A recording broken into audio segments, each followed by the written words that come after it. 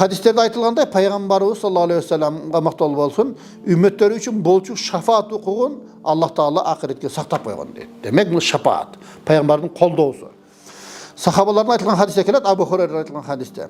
Аллах Таала алгачылар менен акыркылардын баарысын бир жерге жыйнаганда, күн шунчалык жакын келип, элдерди кайгы капа курчап, шунчалык кыйынчылыкка чыдабай, элдер бири-бирине кайрылат экен. Кыйналганыбызды көрүп турасыңар го. Ким бизге шафаат кылат? Бизди колдой турган бирөө барбы деп.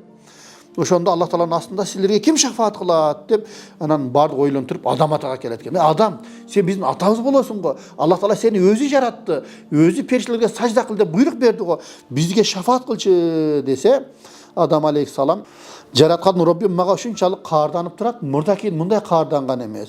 Мен Аллах Тааланын буйругун аткарбай койгонмун. Жебе деген бактан мен жеп койгонмун. Мен өзүмдү гана ойлоп турам, өзүмдү гана. Менден башкага барла, Нухка барла деп туруп, колдой албай Нух пайгамбарга жөнөтөт экен. Нух пайгамбарга келсе, ал деле мен силерди колдой албаймын. Мен өзүмдү гана ойлоп турамын. Анткени мен ошо өзүмдүн коомума каршы дуа кылып туруп, бүт коомумду мен топон суу менен каптатып койгонмун. Мен Аллах Таала мага каарданып атат. Мен силерди шафаат кыла албайм, колдой албайм. Барла менден кийин Ибрахимге барла дейт экен. Ибрахим алейхиссаламга келсе, мен да силерди колдой албайм. Өзүмдү гана ойлоп турамын. Анткени мен жалган сүйлөгөнмүн дейт. Ибрахим алейхиссалам жанакы Кудай Тааланы таанытыш үчүн жанакы чиркөөгө барса, баягы элдин баардыгы тойго кеткенде алардын чиркөөсүнө барып, таштан жасалган айкелдердин балта менен баарын сындырып, эң чоңунун мойнуна балтаны илип койгон экен да. Эми Кудай Тааланы таанытуу максатында бир жакшы ниетте. Анан элдер келип сыйынабыз десе эле Кудайлар сынып жатат. Ким кылышы мүмкүн муну? Ибрахим деген биздин Кудайлар жөнүндө сүйлөп калчу эле.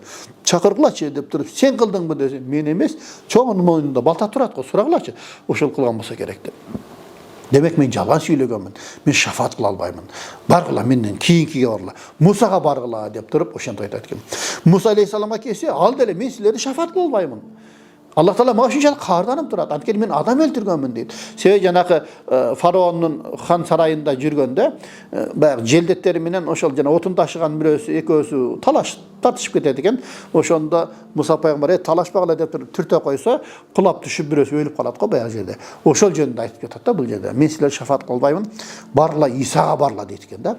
Иса алейхиссаламга келсе, мен да силерди шафаат кыла албаймын. Аллах Таала мага ушунчалык каарданып турат. Барла Мухаммадке баргыла деп туруп, өзү эч нерсени айтпайт дейт. Айтпай туруп эле Мухаммад пайгамбарга жөнөтүп коет экен.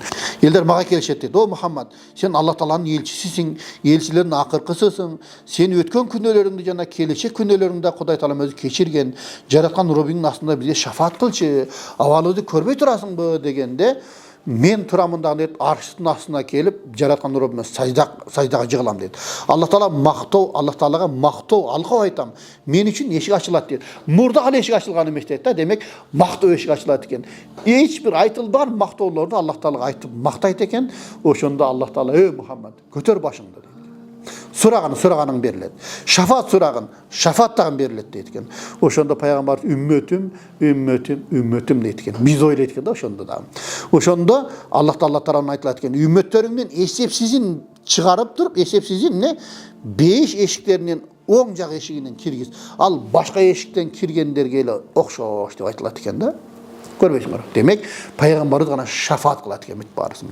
Андан кийин пайгамбар айтты: "Менин жаным колунда болгон затка ант, 5 эшиктеринин 2 эшигинин арасы", демек 5 эшик мындай бирдик эмес, экилик эшик болот экен да.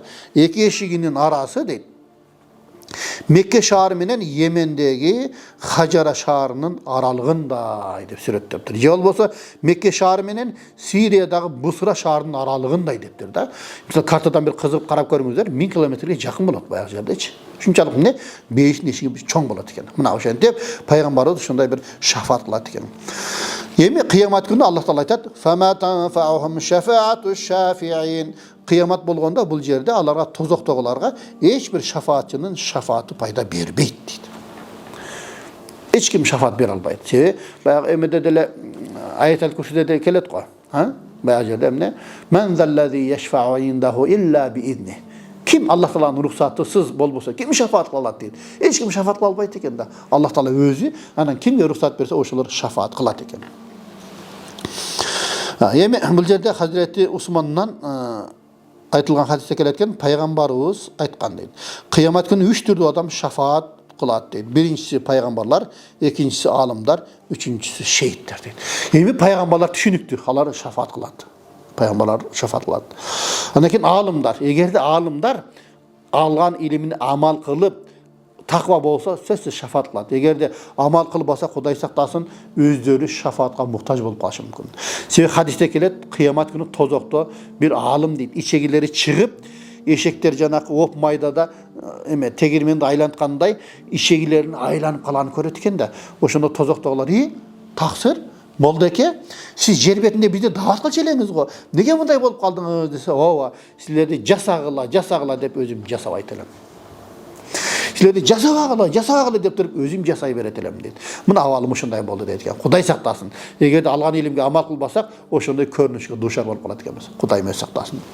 Андан үчүнчүсү бул шейиттер дейт. Шейит кеткендер, булар шафаат кылат дейт. Бирок Peygamberimizden şu hadiste gelet Madina şahrında soğuş baştalganda bir çavan desti çurkat etken Peygamberimiz.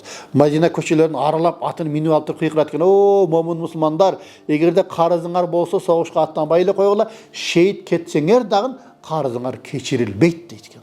Oşonduktan bu jerde ne şehitlik daraja başka, karızın ordu başka eken de. Eger karız bolsa hiç kimde şafaat kıla albayt eken bayaq jerde. Eger oşol tak jürgen bolsa oşonda gana şafaatka ruhsat berilet eken.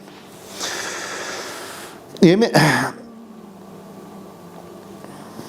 bu jerde Allah Taala aytat, al күнү мээримди Allah Taala ruhsat bergenlerden jana anın sözüne ırazı bolgondordan başkalarına hiç kanday şafaat koldo payda berbeyt deydi. Emi andan keyin Allah Taala Kur'anda aytat. Ve kana haqqan alayna nasrul mu'minin. İmandılarga yardım berүү bizdin mildet deydi. Demek biz Allah Taala'ga daima ibadat kılıp Allah Taala'nın buyruğunu atkaran bolsak, sözsüz türde Allah Taala bizge yardım beret eken.